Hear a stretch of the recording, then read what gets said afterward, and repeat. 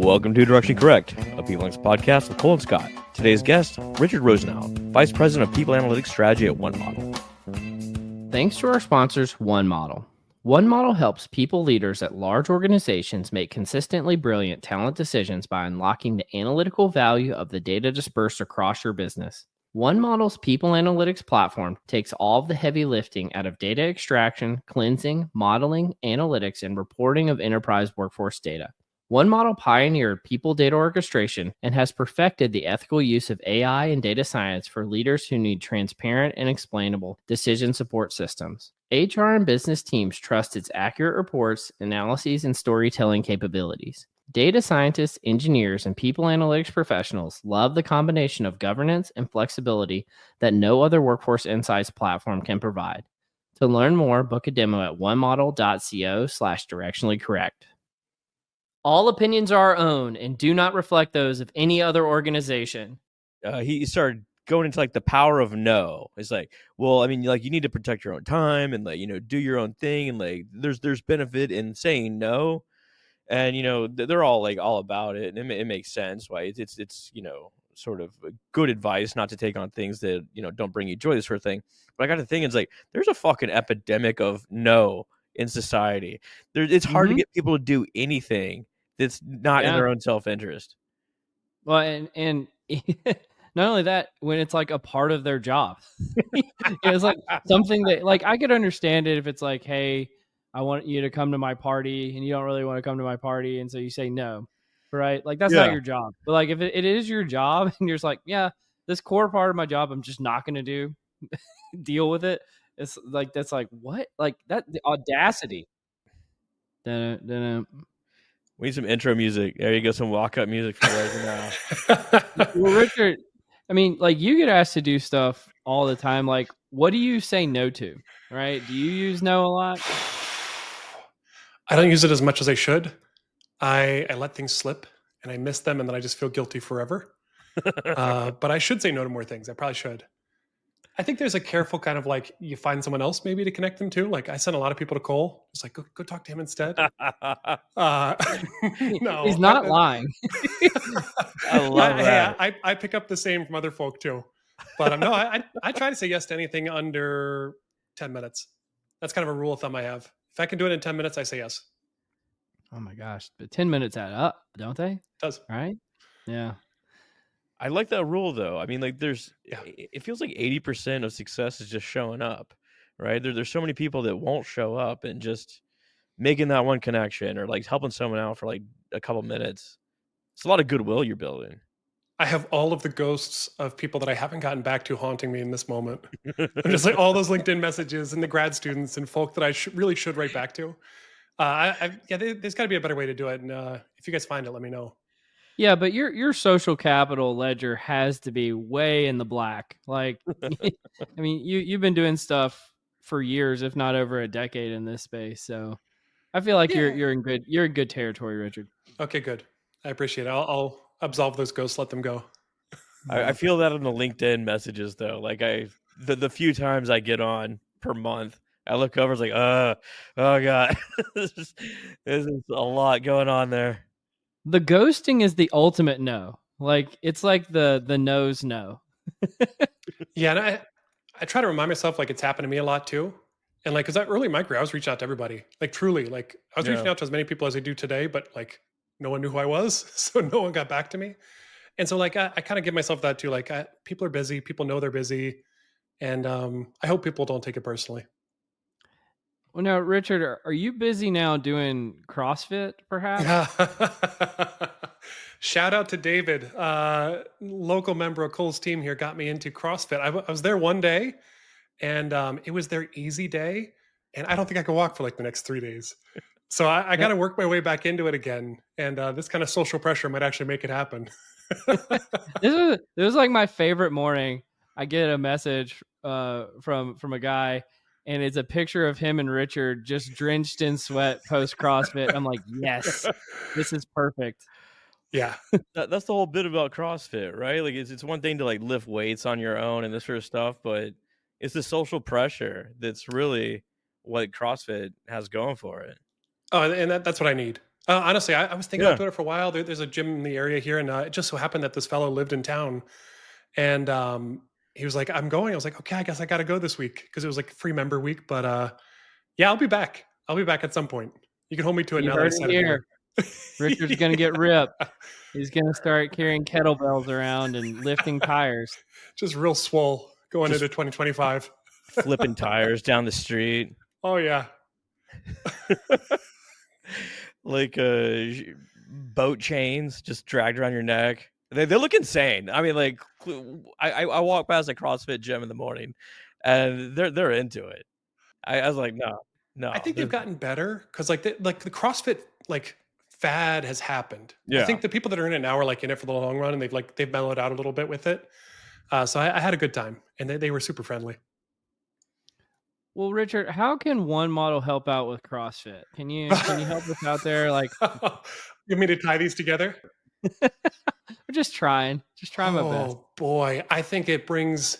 I'll force the connection. I think there's a community of people analytics people that will help you stay true to your goals and get you there in a friendly way, without being too aggressive. I don't know how I can tie those together, but it's we'll all get strong together. Wait, what is one model? What is one model?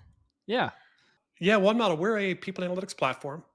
So the way I talk about it a lot is we stretch the whole kind of operating model of people analytics. We extract data, we architect it, model it, get it ready, store it. We have our beautiful front end, security model, you name it. And then we actually stretch pretty far into data science, not so much like proprietary data science algorithms, but we actually have a model development platform. So it's a little bit more ML ops than necessarily kind of telling you what to do. But it's been an exciting journey. We've been around for about 10 years, and I think we're almost coming out of stealth the past couple of years because we really didn't have a marketing team until about 2 years ago. So that's been an exciting time to be here. When like you joined us almost 2 years ago now, right? So what is your role there, and what have you been doing since you were last on the podcast? Yeah, it's been a really fun kind of capstone there even. So like I joined you guys maybe like a week after I accepted the offer. And so I was like still fresh and wide-eyed and just kind of like figuring things out. And it's been about a year and a half, almost 2 years now. I've got an interesting job over here, and I think I do get that question a lot, which is like, what do you actually do over there? Because I think people see me on LinkedIn a lot, and they seem like something's happening. But I've got an interesting role. So I actually work horizontally across the company. So I fill in a lot of the gaps. I bring that sort of like practitioner perspective. Evangelist might be a word for it on the outside. I also do like analyst relations, a lot of our community events. The more I thought about it this past year, I think I might have been an amateur analyst. Kind of coming into one model. And I think one model kind of hired me as an in-house analyst. So I do a lot of like go-to-market support as well as getting people connected to the space. So yeah, it's been a lot of fun. It's a very unique role. Yeah. And when you say analyst, you don't mean like a data analyst. You mean like an industry analyst, right? Yeah, and that's been actually a really exciting part of being a part of this job, but especially in that analyst relations piece. I don't know how much people analytics people really tap into that world, but there's a whole slew of people that write about, think about, and explore the world of HR tech. And like for instance, at the HR Tech conference, there's probably 200 people there that are just there to study, think about, write about, explore, and then they help make connections between buyers and sellers. But that whole world was new to me, and so I've been having a lot of fun learning about that. And folk that listen to this, you probably know Stacia Gar, Stacey Harris. There's a handful of analysts that really kind of dig into the people analytics space. But to the average practitioners, might not be something you see day to day. Yeah, we've had Stacia from Red Thread as a guest on the podcast before. She's excellent, and she really I love that she's like an advocate for doing research in the people analytics community and what I would consider to be the right way, which is great. Yeah, absolutely. No, I appreciate the steps she takes to be kind of Switzerland and a lot of that, and like really kind of like go at this from a let's do research for research's sake and deliver that in the right ways. Yeah, Stacia's phenomenal. Well, tell us this. So you mentioned one model after they're coming kind of out of their stealthy phase, doing more on the kind of the data platform and the data architecture side. Can you expand on that? Like what's going on there and what makes you guys different? Yeah, there's an exciting history here. I think so I've tracked one model really for the past 10 years. I've always been in the data platform space as a practitioner. I was actually a one model buyer before I came over here. So like I've known the platform, known the team for a little while. I think if you go way back, there was Info HRM. And I think there's some history there that like I want to dive into at some point.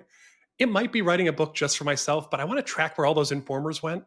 Because you end up with like Nick Garbus, Al Adamson, Jordan Petman. Like a lot of these people have this, they trace their history back to this company. But Inform was really like the first workforce analytics platform. Inform got acquired by SuccessFactors, that got acquired by SAP, became SAP Workforce Analytics. Some of those informers said, hey, let's go start this again. Let's go start One Model. So One Model was really born out of that space. And I think it really speaks to, so our CEO, Chris Butler, absolutely love him. He's been phenomenal kind of building this company. He's got a data engineering background. We really started in that data extraction space. So I think a lot of the folk kind of started kind of like visualization. If you give us clean data, we'll visualize it for you. One model said, hey, the real problem here is actually getting access to that, cleaning it, architecting it, getting it ready, that whole world. So I think talking about like external companies' data, you pull in their data into one model? No, that's a good clarification. So we're internal. So it's more about like, let's hook up direct to Workday, Greenhouse, Qualtrics, Yeah. extract that, get that all into that unified data model, and actually make that available to them as their data model. So it's not a single template on our side. It's actually one data model per company. But it's a way to kind of start from the problem, which is you've never extracted your data properly. From there, get into visualization and data science and all the downstream wonderful stuff there. But I think a little bit of that history kind of speaks to where we came from and why we're on the scene now. I mean, like you're a data architecture hipster. It sounds like, right? I think there's that, and it's funny because I think we've been typecast there, and because like we definitely have some like nerdy background in history here, and like we will go deep into the sequel with everybody. Yeah. And so I think at times like we've shied away from some of the kind of like the deep strength there because we do have this like beautiful front end, all the stuff that we do on the dashboard, and the UX UI has been a big improvement investment there. But yeah, nothing gets us all more excited than like let's fix the core problem here. And yeah, data architecture is absolutely it. Well, and tell us this. So, how much do people analytics people and even HR people or your CHRO even need to know about data architecture? Oh boy, I have been banging on that drum recently. It's a question I posed to a bunch of people because people analytics folk, if you ask them that question, a lot of times they will say everything. Like all my problems are coming from my data architecture. My CHRO must know about it. I've got a little bit of a counter opinion there, which is I think the CHRO should not know about the data architecture or should know just like the MVP version. They should know as little as possible to help you out. But their job is so wide and their job is so big, they've really got to manage their peers on the C suite and they've got to manage the board. So people analytics, like our discipline, we've got to contain some of that. But it's tough then because you end up with this like invisible space of work that you have to get done to do your job that HR doesn't know about and IT really doesn't care about. But like that architecture of data is so critical to getting people analytics done properly that it can be a really dangerous spot for people analytics teams to kind of wade into by themselves. The issues are so technical and you have to go so deep to understand it. You don't want a CHRO going that deep, right? To your point, they have other issues to deal with. What would you say is the percentage of the CHROs that you've interacted with that even know that they have a data platform? Oh boy. I think it's tough because people analytics is already like one step away from what HR knows. Yeah. And like we're doing a lot of education there. We're bringing a lot of people into what analytics is and the benefits of analytics and all that piece. I think architecture is really that two steps away from what HR feels really comfortable with. And that's not their fault. Like No. HR has full jobs doing other things and they have to accomplish those jobs. But this idea that like we have our tech, we have our analytics, we should be fine. And then like, oh no, there's that whole spot in between where we have to actually extract that. We have to make it available, create it. It's very few and far between. I think the CHROs that came from people analytics have the appreciation for it, but there's got to be a better way than spending a term in people analytics to get educated there. Even people analytics folks, like they don't necessarily have the skill sets to deal with deep technical issues that come with, setting up SQL tables and, the relational databases and all this sort of stuff. Once again, you don't need a CHRO doing that either or understanding those issues. We hire smart people to do that. Well, I think that's an ongoing debate in the field is like, should they even know? Right? No. Should that be partner teams? Should that be technologies that are doing it for them? I think that's an ongoing debate. They should know enough to understand what the data can do for them and where they're being slowed down by not having the right things implemented, right? Yeah, we're starting to see this actually so the interesting thing about running that job board with One Model, for those who don't know, we have a job board of kind of all the jobs across the US, UK, Australia and Canada. We scrape those every about 3 weeks. But I've Damn. got a list now of about 4,700 jobs over the past year and a half that have been posted, and kind of learning about kind of how that pulls apart. We're actually seeing the data disciplines start to separate from people analytics. And I think it always should have been, because a lot of times people analytics, it's ex-consultants, IO psychologists, BI people, maybe HR people that have come into the space. None of those disciplines have a rich education in data engineering as part of their core. Mm-hmm. And so we've started to see some teams actually start to hire a head of people data separate from people analytics, separate from HR tech, who's actually charged with that space. And I think what really hit the accelerator was all of this generative AI components. Oh Because yeah. really, like, people analytics teams have been yelling about this for years, not getting very far when it comes to like get your data foundation in order. But you are really stuck if you have not extracted your data, architected it, gotten it ready. There's no Gen AI for you. You just cannot go forward. So I think a lot of HR teams are starting to run into that and realize, hey, there's maybe more to this space than that people analytics person was telling me about. Maybe I need to invest a little bit more, and maybe it's not quite HR tech. So I've been advocating for that space to really develop. Or it's like garbage in, garbage out, like you mentioned, right? I mean, Totally. if you have a terrible input system, the best Gen AI model in the world is not going to help you at all. Totally. And that's we've been talking lately about the people data supply chain. Yeah. So in talking to a lot of people analytics leaders, and really the biggest part of my job here at OneMile is talking to a lot of people analytics people. I think I talked about 300 or 400 a year, just looking at my calendar, kind of backtracking and dating my calendar. A lot of Have times you they met say, Cole? I've talked to Eh. Cole about this a couple times. I've pitched him on this idea. Few people that could commiserate about what the experience is like. Yeah. Yeah. But it's people analytics leaders immediately have to go after the data, but then they realize the data is not the problem. The tech was actually never set up properly. Mm. Then they realize, like, oh, the tech wasn't the problem. We never standardized and wrote down our operations. And then they realize, oh, it's not the operations. We actually don't have an HR strategy. And so that flow from strategy, ops, tech, data, analytics, we're seeing that consistently across companies as a flow that's really worth calling out and tracking. Because a lot of times we think it's a technical problem. It's not a Yeah. technical problem. It's your recruiters are doing anything they want. They've never actually adhered to anything you want to try to do in your ATS, so your data's bad, so you can't do analytics. And it's really brought a lot of HR teams some clarity to start looking through that framework of that strategy, ops, tech, data, analytics to try to understand what's been going on within their organization. If you want to sound smart in a meeting, always just go back to the company's mission, vision, and strategy, right? Everything should flow from there. The entire organization should be set up from there, all the way down to their people analytics systems. You just say that and bang the table and Oh yeah. And you just like walk out and be like, my work here is done. Absolutely. Mic drop. Well, and Richard, I've seen you give this presentation on the people data supply chain a few times now, and I know you've got a visual for it. But how does that relate to the career paths in people analytics and what's going on there? Yeah, this has been the other really fun part about the job board. So as I'm doing this job board search, it's me on the back end, because like it's too hard to kind of automate this because the words are everywhere, the titles are everywhere. We haven't Yeah. really solidified as a function to know exactly what that search term should be. And so I start seeing more and more like director of operations. Oh, a big part of their job is people analytics. You start seeing a head of services, and a big part of their job is analytics and tech. You start seeing an HRIS leader who half their job is people analytics. I think what's happening is we're actually seeing a umbrella function start to form, or actually form, above those supply chain components. So we'll see heads of, and you name it, it's these like 60 character titles of like ops, tech, and analytics, and it's all over the place. I've started trying to call it head of workforce systems. And that's like systems thinking. It's all the horizontals of the company kind of working together. And you'll see this more and more for folk that are kind of listening, like start to look for it. You're going to see it everywhere, where they have heads of ops, tech, strategy, analytics that report to one person. I think that's a job in HR. And I think it's become a job in HR because that CHRO's job has gotten too big. Mm-hmm. So we've seen this sort of like lieutenant of the horizontals pop up that can actually manage that system horizontally. And the more we start looking for, we say, hey, that person actually might be in charge of people analytics across the board. Or they have a people analytics leader that reports to them, but they can actually make things happen in a very different way than when that people analytics leader reports directly to the head of HR. We're getting so many data sources as well. It's becoming so diffuse across, within your own organization. You get all these different data sources that you need to aggregate somehow, and trying to get that into a common system, especially messy data, right? Trying to make sense of that somehow. You need someone in charge of this sort of thing.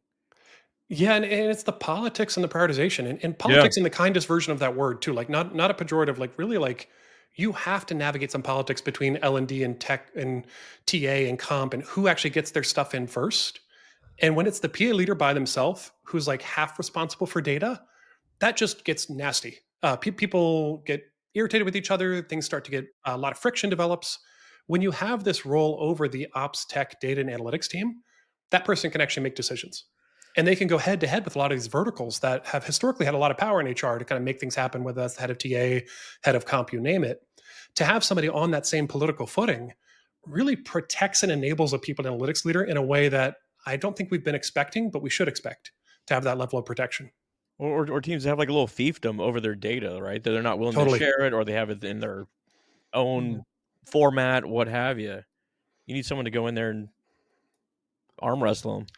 Yeah, it's the ownership of the system of data across, and that's where this like historical management of HR through these verticals starts to fall apart. Mm-hmm. Is we don't actually experience HR in verticals as an employee.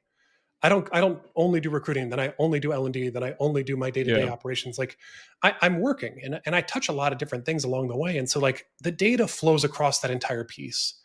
And if you're not managing that from like a systems thinking perspective, you end up with those verticals that make very isolated decisions that can sometimes cause problems all over the Great place. point. Well, and tell me this, Richard. So within this people data supply chain or this workforce systems function, not just the leader, but the entire function beneath them, should there be data engineers in there, right? Should there be data engineers in HR? Yeah, this is a tough one. I think there needs to be a data strategy leader, and I think there need to be data strategists. I did a poll, it was maybe a year ago, where I tried to find out if there were heads of people analytics that came from data engineering. Because I know that there's heads of people analytics that come from consulting and research and BI and all over the place. They have varied backgrounds. I was not able to at the time find one data engineer that had taken over a people analytics team. Their career path is just so totally different. They don't want to go into HR someday. They want to go do bigger and Yeah. more complex data engineering. Since then, I've met one. So I know one person that's going to go on there, but I've been tracking it and looking for these people for a year. And I think there's something there that says, like, okay, if there's really no career pathing within this field, if you house them under this organization, they get stuck. They don't have the mentorship. They have to leave to improve their careers. So I think that's a problem by itself. I think the ownership of data though, and the like sequestering of resources for it, I think that's a bit of a different question because HR has historically been burned again and again by shared services where we say, okay, everybody put your resources in the center, marketing, sales, HR, everybody puts them in, and then everybody gets support back out. And it's like we know that we're low on the totem pole when it comes to politics. We know we're going to get fed last. And so if I give you my resources, we know they're going to be gone. And I think that's where HR, if you want to really deliver, you've got to find some way to sequester the resource or find a service or find a platform that can help you with that. But yeah, I think data engineers as talent is very hard to sell within the HR function. Well, are there any platforms that you know of that can help? Absolutely. That's a key part of one model. And so that's a big part of why I came over here too. Cause like when I was at Argo AI, Look how proud Cole is of himself for a second, Richard. Look how proud Cole is. he's very proud. It was a good setup. I was trying to find like a less like on the nose way of bringing it, but whatever. Oh, it was volleyball. He was setting it up for me. It's no, I appreciate that, Cole. It's when I was buying a people analytics platform, I knew I couldn't get a data engineer on my team. Because really data engineers are hard to find. And I said, if we can get a data engineer, go put them in the cars. Go put them on the main thing we're doing as a business because that talent is rare. And I think it's getting increasingly rare when it comes to machine learning engineering or AI engineering, whatever it might be. So we went with one model because you get that data engineering service as well as the data engineering platform to actually handle that whole architecture piece. And then I was able to hire consultants, downstream strategists, you name it. But it made a huge difference in terms of the talent profile I had and my ability to manage as a people analytics leader. Well, and it's not like you worked at a vendor your whole career. Like you've been in the people analytics space for quite some time and you've done a lot of work in this space. And we touched on, having the data architecture to implement AI earlier, or generative AI in particular. What what's going on in this space related to generative AI and maybe even like AI agents? And I hear about these things. I'm like, are they real? Like, is this a thing, or is this just more hype? Like, what's going on there? Yeah, absolutely. I think that's a jump too that we're still catching up to, because I think everyone's pretty comfortable now with ChatGPT, or they should be. If you're at work and you're listening to this and somehow you're not on ChatGPT or Claude or whatever other ones that are out there yet, like you need to get comfortable with like the chatbot aspect. And I think kind of across the platforms in HR tech, almost everybody has a chatbot. I imagine HR tech this year is going to be Yeah. just inundated with chatbots that interact with things, and a way to, and that's an improvement. That's good for HR. I think what I'm really excited about, though, and this is, I've seen some early demos we've been kind of exploring and beta testing and kind of going down the path of, is this: how do we train agents, which is basically take an LLM and put it into a little robot, and that little robot accomplishes the tasks for you. We've seen some really good papers around. There was one around translation company. They had trained up some 20 different agents to work together as a small translation firm, and they had like a senior editor and a junior editor and a QA person and a language expert and a CEO, and they would take in requests, translate a document, and then they paired that up against like human raters. And I think the interesting thing was like it came close on a couple of like the formal measures, but when they had the human raters actually choose between translations by humans and translations by this company, they actually picked the company more often. And that to me was fascinating, because you have this sort of like, So wait, you have like a virtual CEO yeah. agent, a virtual translator agent, all these sort of different agents and how they work together. Oh, I'll send you the paper. It's fascinating, because they also put this like really cute little like 2D graphic of this little like Nintendo styled little pixel art of these little characters, but it's a way to like personify it, I think, to the reader of the paper, the reader of Yeah. the kind of. But they actually they go back and forth and they check each other, and they have small personalities that have been identified. It's absolutely fascinating, some of the research in the space. So I'll bring it all the way back though, Cole. We've started taking a look at what do we do? How can we help augment what we do on the back end? Because we have data engineers. We have teams that work on data engineering. We get your data out of Workday. We get that ready to use. We get that ready for your use particularly. How can we augment and speed that process through the use of agents? And there's been some incredibly exciting demos. I don't have anything too much that we can announce or share kind of publicly yet, but there's if you haven't been paying attention to what's going on in the agent space, you should. And I think for people analytics, we're going to see a dramatically different world in about a year and a half.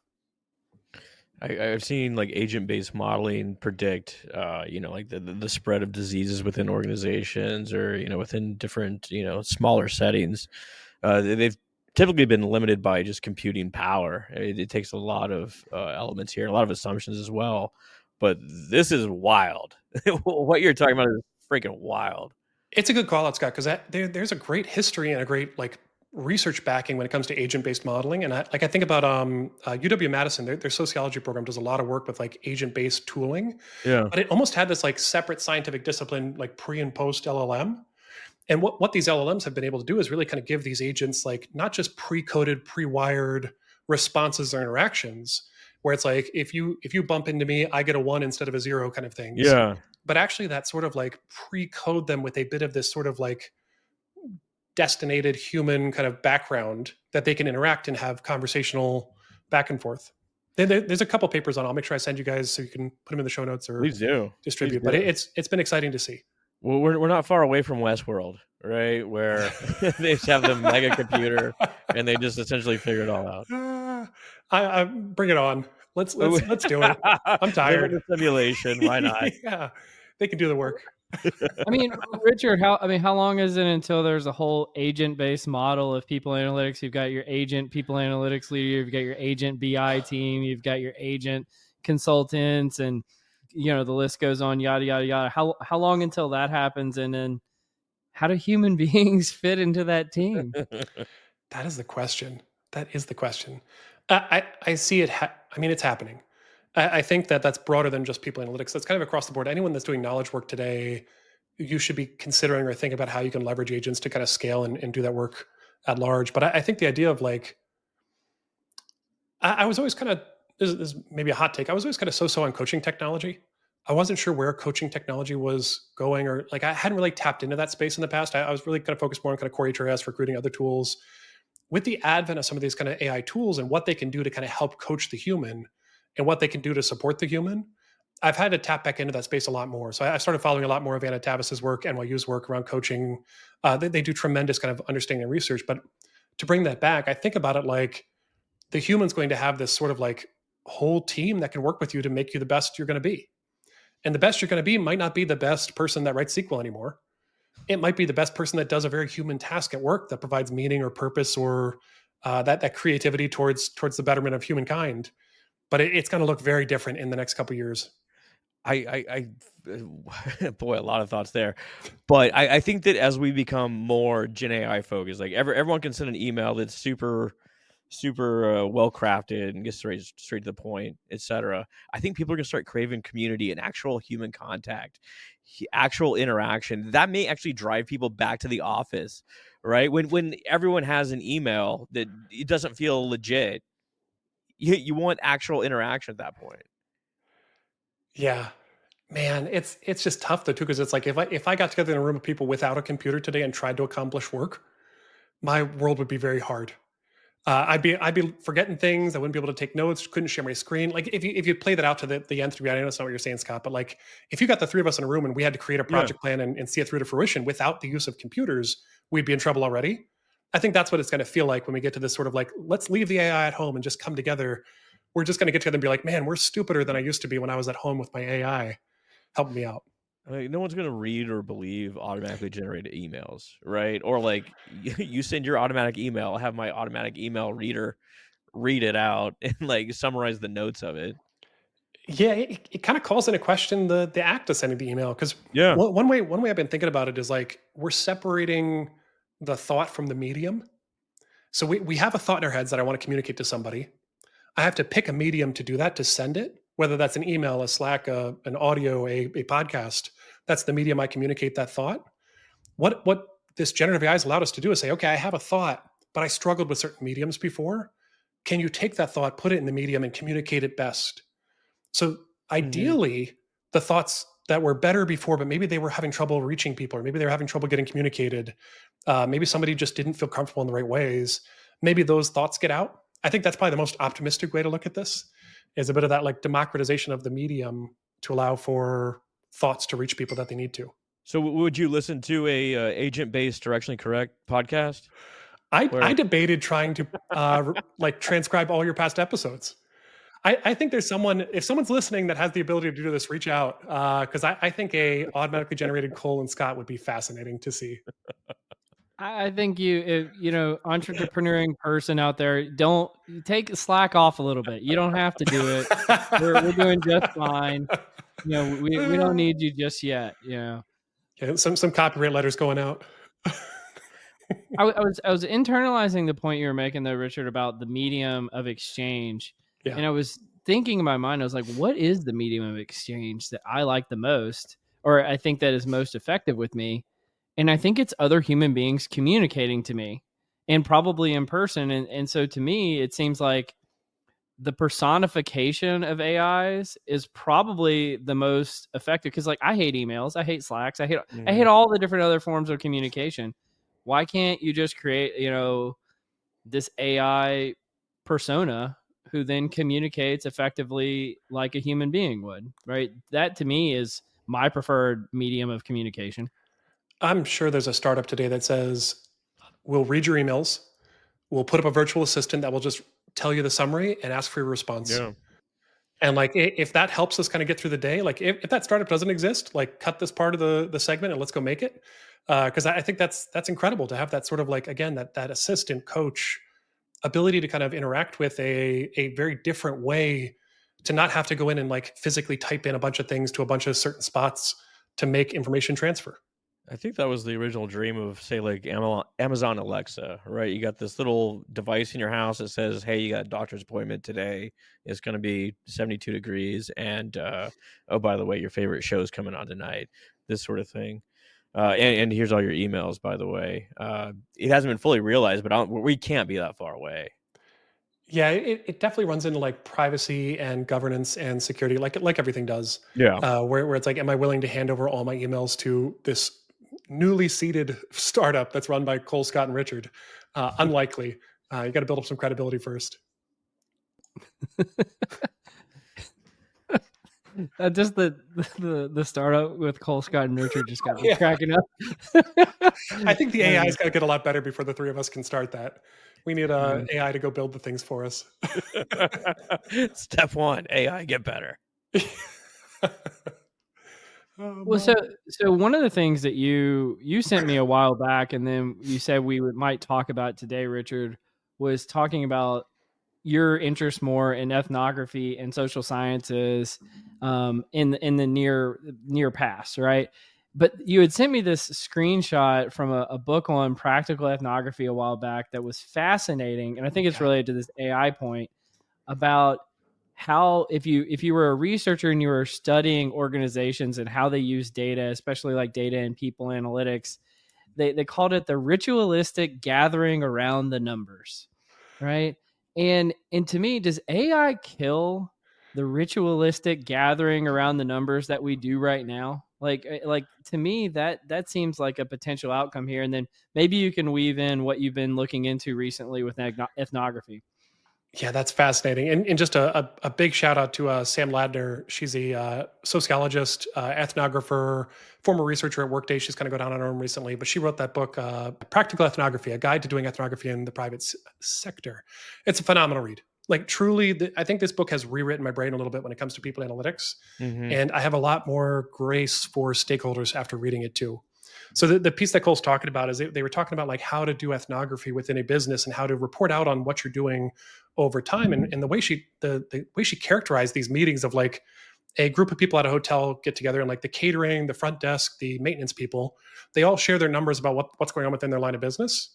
And it turns out that like each of them don't really understand each other's numbers, but they know based on the tone, the tenor, the way they interact with each other, are things good, are things bad, are things on track or not. But that the more important thing was actually that ritual of having that moment as humans around this campfire, essentially, to talk about what's going on in the business. We use numbers to fill in some gaps, but the ritual was the bigger part. And I think that just like burned something in my head. I was just like, oh my goodness, like everything I'm doing, like a lot of what I've done in the past when it comes to people analytics and reporting and dashboarding, when you start to see it through that lens of like these humans need ritual comforts and they need to understand things through that very, very extremely human lens, it really puts a different lens on your ability as a people analytics leader to help them. Because sometimes the help they need is not the number, it's the fact that they know that you know what the number is, that confidence that you bring. Anyhow, so I think maybe coming back a step, when ChatGPT first came to the scene, I think a lot of people went like, oh my God, I got to go learn about this. And I went, oh no, like it's going to take everything. What's left? And I think that's where historically people analytics, we've been really blessed by our psychology listeners and people on this podcast, and that IO psychology depth that we have within the function. We've been missing some of our other social science aspects. So I think about sociology, I think about anthropology, and that ability to kind of lean into that very rigorous qualitative approach to understanding and that thick data kind of understanding of like what is culture and what does the system mean of culture. I'm thinking in the next couple of years that's going to become more prominent. So I've been trying to advocate for a while about that sort of like bring more sociologists in, bring more anthropologists in, because at the end of the day, we're going to be studying how do humans work and how do we make work better for humans and what does work mean about humans, very clearly in the realms of sociology and anthropology. So very long answer there, Cole, but very excited to talk about it. Once again, Gen AI, I think it's going to enhance our camaraderie, our ability to get together, because we don't want to just sit there and look at a computer all the time. There's no culture when you're not interacting with folks, right? Yeah, we can bring the sociologists and the anthropologists in just in time for the agents to take their jobs, so that'll be good. But I just think about back to the kind of the point about your ritualistic sharing of information. I just think we're all sort of like cavemen. We sit around and we see green on the dashboard, we go, good, Yeah. and then we see red and we go, ooh, Yeah. bad. Yeah, just flip those for your next presentation. See how that goes. Exactly. It calls a riot. Yeah. Let's do some confusion matrix. The confusion matrix. Real quick, we wanted to say thanks again to One Model, the AI and people analytics pioneer, for sponsoring the episode. And now back to the confusion matrix.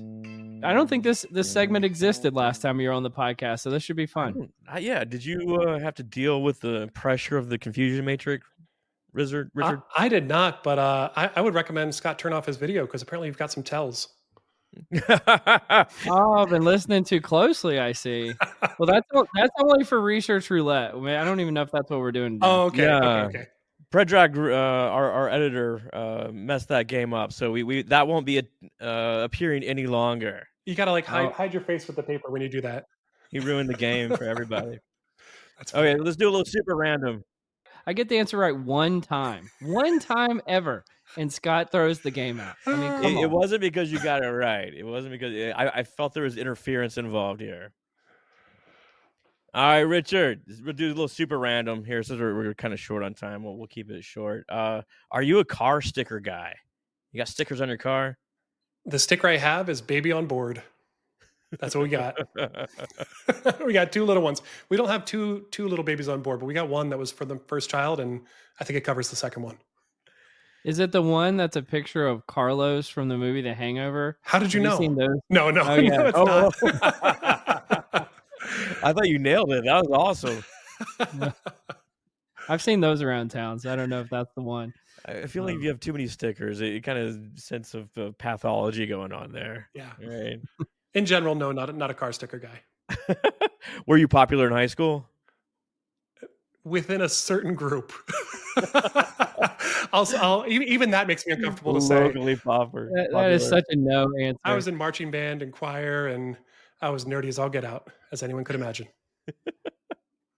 Cole, were you popular? Were you a popular guy? Hell no, man. I was like in an emo band.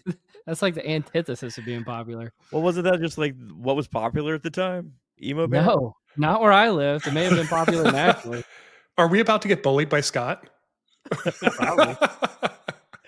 The more on music coming up when you're a teenager. What do you own that you need to get rid of? Like something just too old, you need to throw it away. I have so many things. So what we used to move a lot. I moved every year for about 10 years, and I ritualistically got rid of things then. Yeah. We've been in this house for a couple years now, and I have 2 young children. We are just swimming in stuff. At some point, we're going to have to move because it will force us to get rid of things. You got colored plastic things all over the house. It's unbelievable. Just the crunching of Paw Patrol people under my feet everywhere I walk. The greatness is transporting like a box from one house to the next and never opening it. Yeah.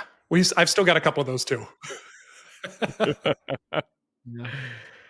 All right. Well, you want to do some nerdery, Richard? Absolutely. The nerdery. Yeah, on the vein of music and nostalgia and what we were doing when we were younger, I think this first article is from you, Scott, about the power of nostalgia. The power of nostalgia, age and preference for popular music. So, Richard, what was your favorite song as a teenager? Do you have a favorite song or band? This is a bad one for me. So I am just like disconnected from music in a lot of ways. Yeah. And that might be one of my biggest flaws is like I just don't listen to a lot of music. And like I listen to this is gonna be a terrible fact, but I had a greatest hits for Styx CD. Yeah, sure. Why not? I listened to a lot, and that fully disconnected me from my generation when it comes to music. Come Sail Away. Why not? Absolutely. Oh, that's a classic. Domo arigato, Mr. Roboto. That sticks, right? Find me a karaoke. So if I hand you like the aux cord in my car and there's like, 2 people in the back seat, like you are not the guy. No, they're going to be hearing directly correct. Well, this paper studied listeners' preference for music in different eras. So they used 1,000 people who rated 34 songs from 1950 to 2016. These are all Billboard Top 10 hits. And they calculated the respondent's age at the time when the song charted.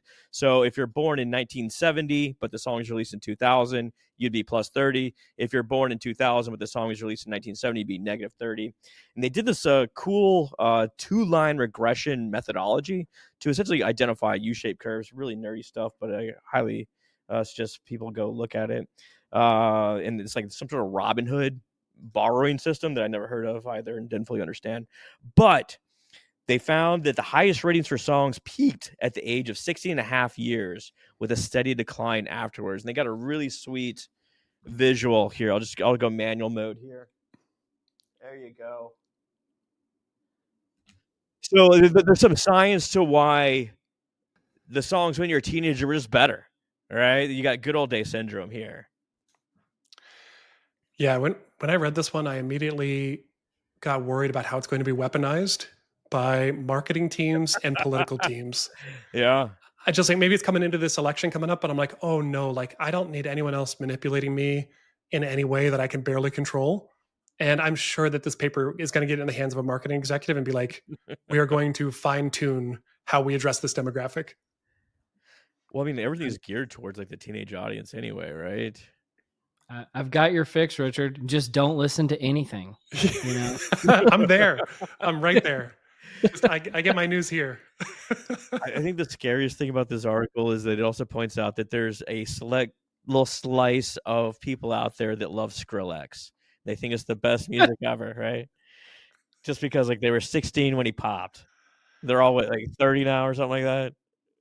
When I love the article, it said that, you know, they used to think it was either 23-year-olds or 23 years old or 9 years old or 19 years old. And then they figured out it was 17 years old. But I guess my question for you, Scott, is why do you think it's 17? Like, what is it about that age or that time frame? Because again, that visual you just shared, it's a pretty steep curve.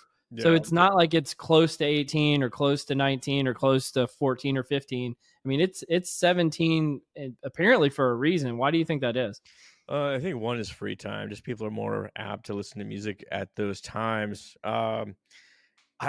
There's got to be some research out there about just emotions hitting harder at that age, right? You got your frontal cortex developing, and like you start noticing the opposite gender, all this sort of stuff, and I think the music just puts a little timestamp on your life, right? Like we all know that song. Like we can take for Richard, it's "Come Sail Away," but It just hits that 17-year-old ears, you know? Yeah, I'm thinking about like where else does this generalize? And so like 17 is also that time where like you get your first job. yeah. But like there's not a lot of people that are like pining for their days working at Wendy's or as a lifeguard. Maybe they are. But I'm wondering like maybe like your manager at that time or your preference at that time for the type of work you did, like did you create some kind of connection there? So you think it's like imprinting on you almost, like there's like this developmental moment where something imprints on you and then it sticks forever. Like I think there's something like a lot of animals, like their mother imprints on them. And so if like a human being talks to Yeah. that animal at a certain age, they actually think the human being's their mom. And maybe there's like a musical version of that. That's wild. I would never even thought about it. I don't know if there's a direct analogous sort of circumstance in organizations, but there might be a way, some like industrious dissertation student, something like that. Are there foundational moments within organizations where people are imprinted with this sort of timestamp? Perhaps earlier in their tenure, or like 6 months in, and some sort of organizational event happens where, if you're in an organization for long enough, it doesn't mean anything to you. You've been around long enough you have a understanding of how the organization works. But if something dramatic were to happen at a specific time, it may be a more profound moment for you.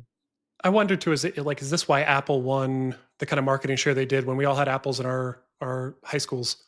And like that kind of push they had into education, or like what other brands are doing that? Like are Coke and Pepsi like going real head to head for the 17-year-old market, and then they just don't care about everyone else because we've already imprinted. We're done. I must say that Dr. Pepper just took the second place mantle from Pepsi. Big shout out, Dr. Pepper. In fairness, it's only like 7 people across the country drinking it all, because they just because everybody's drinking Coca-Cola. little Dr. Pepper for you, little Texas, There you go. Texas flavor. Represent. There you go. Well, have either of you guys used a mouse jiggler at work? I have not used one, and I think I've been very fortunate to work at companies where I have not had to. So there was this recent big thing, I think it was with Wells Fargo, where some employees were notably fired for using mouse jigglers at work. And so we've got this article pulled up from Axios, why employers wind up with mouse jiggling workers. I don't think the article actually does a very good job explaining why they end up with mouse jiggling workers, but I think what they bring up is sort of this. There's a few parts of this that make it complex. One was the phenomena of working from home. And so for the first time, presumably in history, en masse, people didn't have their managers looking over their shoulders in the office to see if they were actually working. And then there was the part of it where, because of that, organizations started to institute these like tracking mechanisms to like see if people were working.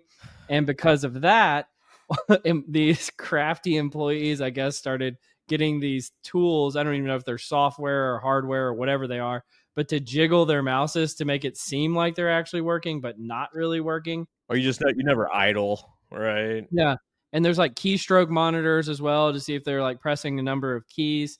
But this is just, I don't even know what to say about it. This is just so wild that this this kind of like series of dominoes is going on. And now to the point where I guess organizations are using these tools to see if their original tools that were monitoring employees. Counter surveillance. Yeah, it's like counter surveillance tools now to make sure that like people aren't using their mouse jigglers. So like, I don't know. What's the next phase here? Like what's going on? I guess from you guys' perspective. So I'm going to be careful about how I say it, because I'm very pro worker, and I think corporations have had a lot of abuses. I think this is a solution that was an overreach.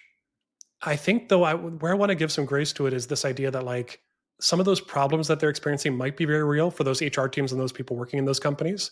So the example I'll give is I was talking to someone in Minneapolis this past week that was working at a contact center during the pandemic. So they're like pre-pandemic and then like worked through it. And one of the things they ran into is sometimes workers would say, my computer won't work. And then they had to start this game of like, did you turn it on? What happened? And like, maybe send it back to us. And then like 2 weeks go by before the computer goes in, comes back, and then the employee could start working again. And there's employees that figure that out and they say, hey, quick, like I can get paid to be here and not work for 2 weeks if I just say my computer doesn't work. So I think there is a little bit kind of on both sides here that's been escalating this war.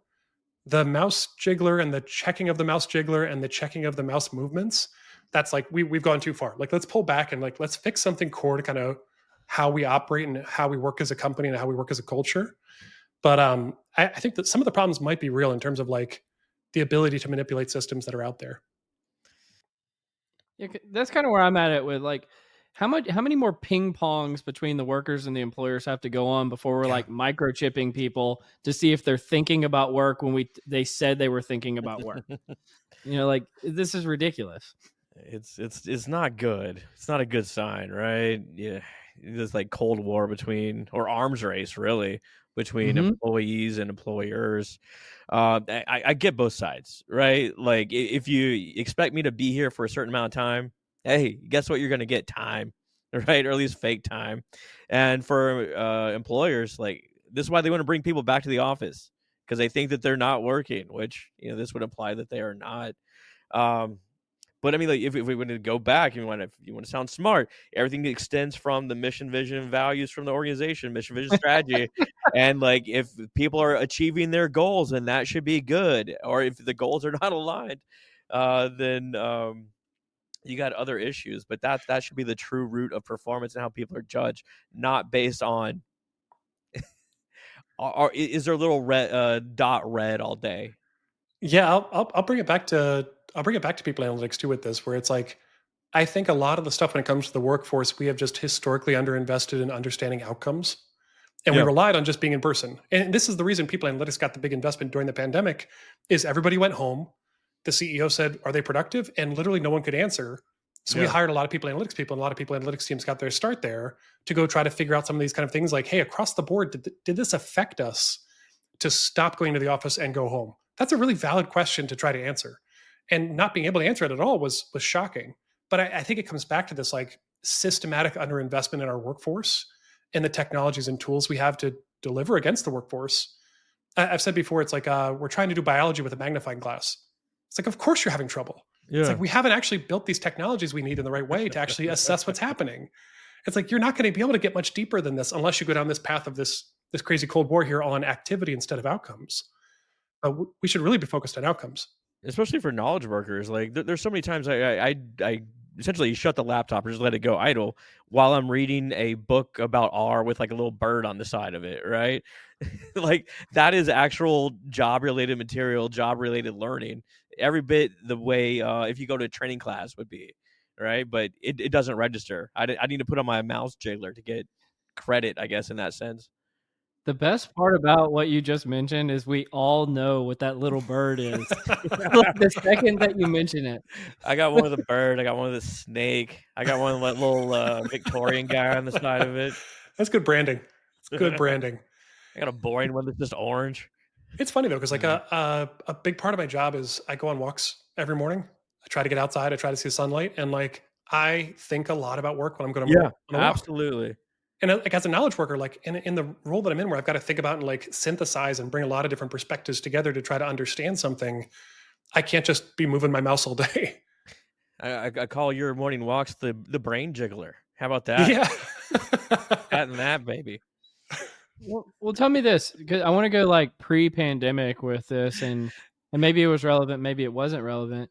But like, let's say you were in an office somewhere and you needed, a little brain jiggling going on during the daytime to get some juices flowing. Was it culturally acceptable for you to go on a 30-minute or an hour-long walk and then come back? Was that ever the case? Maybe it depends on where you work. Because I was at Facebook pre-pandemic, and like they had a lot of walking paths. Like they got it, and I think Yeah. they saw that. But that's like, if you think about the office as a technology we created to work with humans and to support humans, like some companies understood that and they built around that and they built towards that. Other companies just said, okay, what's the benchmark? I need an office. I'll build an office. Here's a ping pong table. And they didn't quite get like the use or the productivity of it. Well, once again, mission, vision, strategy flows into culture. A lot of organizations like, hey, we're gonna be fucking cool. We're gonna put in a little nap pod. It's you cannot. It would be culturally unacceptable to sleep in the nap pod in the middle of the day, right? It's I don't even know what the purpose of it is. Yeah, but I think like there's certain software engineering teams where you could put a nap pod and it would be effective. It would be really, really useful. But if you put that in the Once again, accounting department, it depends on the culture and the company yeah, mission, vision, strategy. yeah, but even within the company, like if you put that with the accountants, like it'd be terrifying for people to try to go nap in there. I have a quick story. So we'll just say company X. I was called to do some call center work. So this is like it's a 10 football fields, massive floor of call center workers. Of course, this doesn't exist now post pandemic. But right in the middle of it, they needed a place to put all their high dollar software engineers. So they made like a little cool space for these software engineers with ping pong tables and like little free snacks, and they're all high paid with all these call center workers In the all middle around of the them. call center. And the call center workers were not allowed to go in that area, and it was like the most. Oh my. Yeah.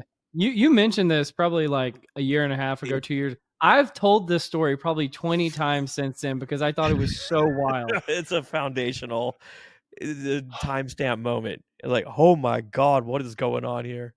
Like, that's horrendous cultural like norm setting. Like, I've never heard anything like that before or since. Like even if they had the decency to separate it, it would still be bad. Like even if it was like, oh, that's a different office for the software engineers, that would still be bad to just provide that there, but not to the contact center. I imagine one of the call center working going over and grabbing a Snickers from like the snack can, and somebody comes and slaps their hand and says, "That's not for you. That's for the engineer over there." Like, to God. Well, I mean, like just imagine. But back to the mouse jigglers or like this as well. Some of like the core IO principles play in every situation. So you got senses of justice, senses of fairness, senses of autonomy. I.e., you're at home and like you want to, I don't know, go to the grocery store for 5 minutes in between meetings, something like that.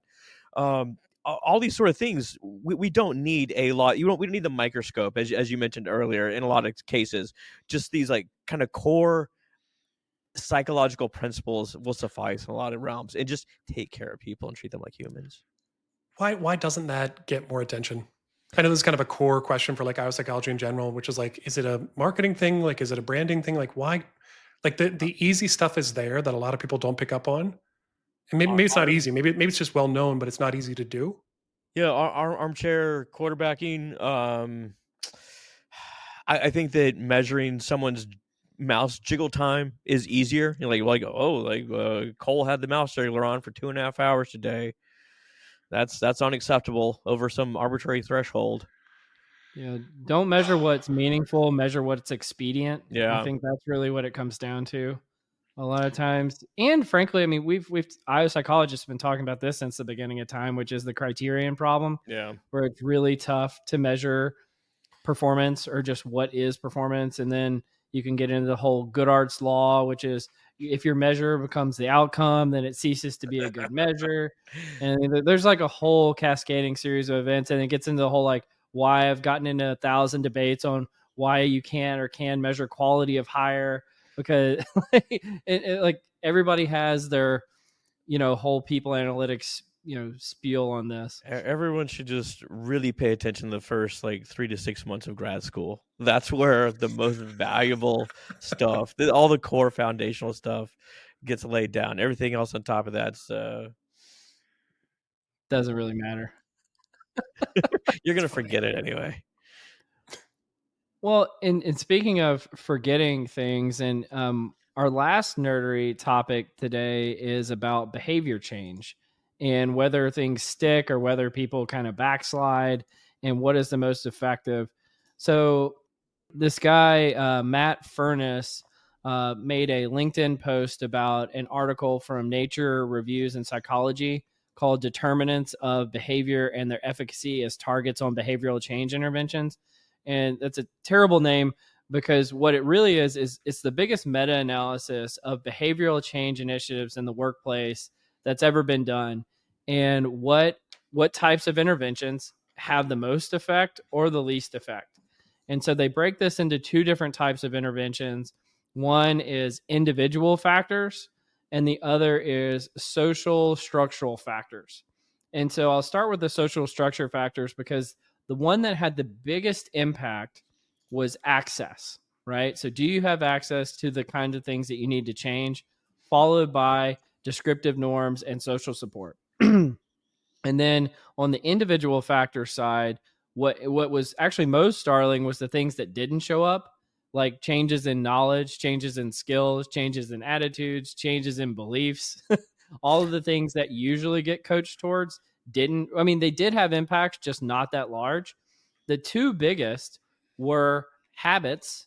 So, how you go about your habitually in your life, and then behavioral skills. And so I thought that this was fascinating research. Mike gives a pretty good kind of overview of, he says motivation, skills, and knowledge are overrated.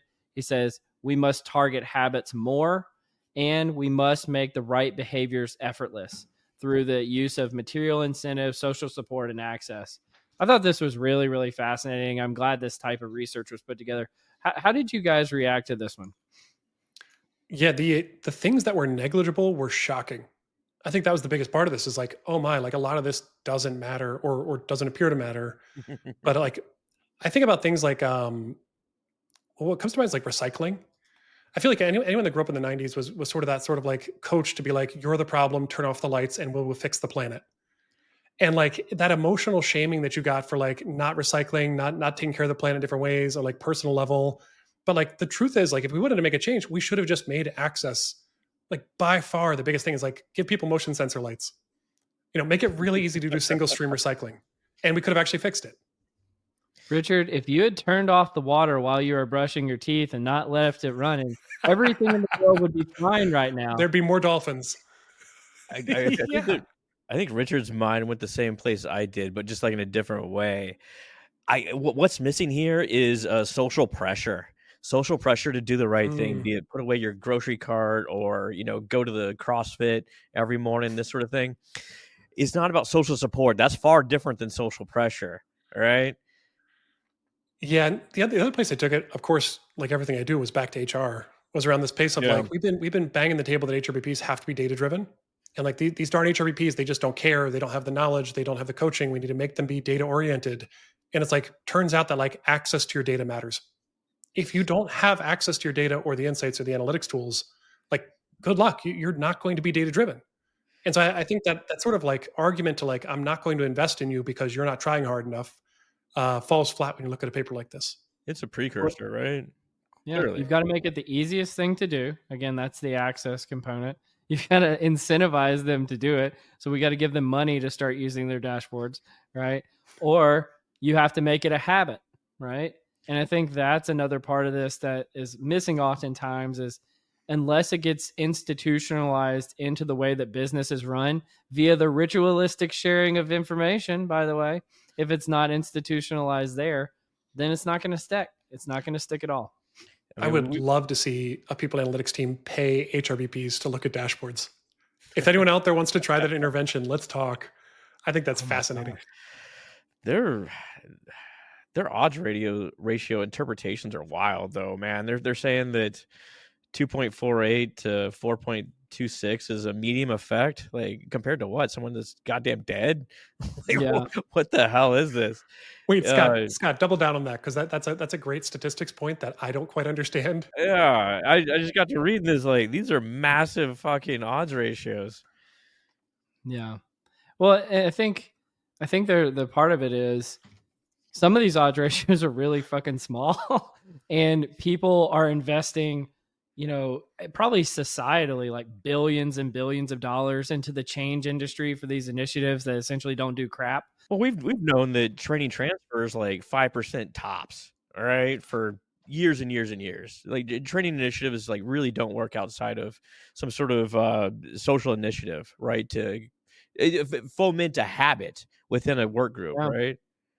When even like, I mean, there's something like, X% of mergers and acquisitions fail due to cultural, resistance, organ rejection that happens, from it. Or at least they're not accretive the way that they think they'll be accretive. Like these have really material impacts. And so I think that this research is fast. First of all, I mean, I'm sad I didn't already know this like 10 or 15 years ago, but, second of all, I mean, this is fascinating on its impact on people analytics, but just organizations altogether. Yeah, I imagine it would change what you survey for too, when you're trying to understand change. So like I think about the question, like I have access to the tools I need. Like that should be an absolute included on every single engagement survey to just try to like understand, maybe not that exact framing of it or phrasing of it, but like something that gets to that around like, do you have access to what you need to do your job? Like I don't think we ask that as much as we ask how people are doing or satisfaction or you name it, other kind of psychometrics. It's like, why aren't you productive? It's like, well, I don't have a laptop. It's kind of the same thing. Yeah. So you need to mail the laptop back in and then they'll send it back to you 2 weeks later.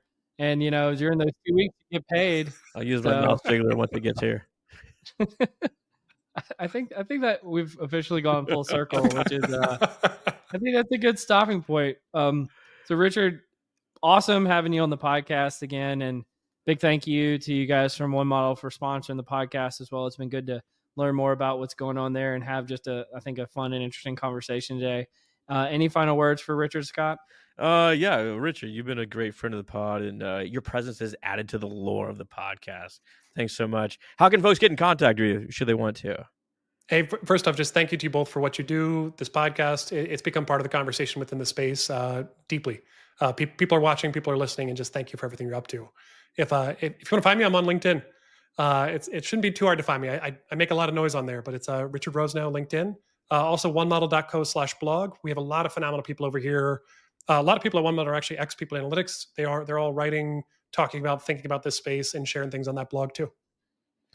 Make sure you ask Richard something that's 10 minutes or less. Yeah, 11 minutes, you're right out. All right, got to move on to the next one. I didn't even know there was lore around this podcast. I think we talked, it probably hasn't come out yet, but on an episode we were like, sometimes we forget people are even listening to the podcast. So it's sort of strange when you're having this sometimes. But Richard, it's been fantastic having you on here, and you've been listening to Directionally Correct, People Analytics Podcast with Colin Scott, and today's guest, Richard Rosenow.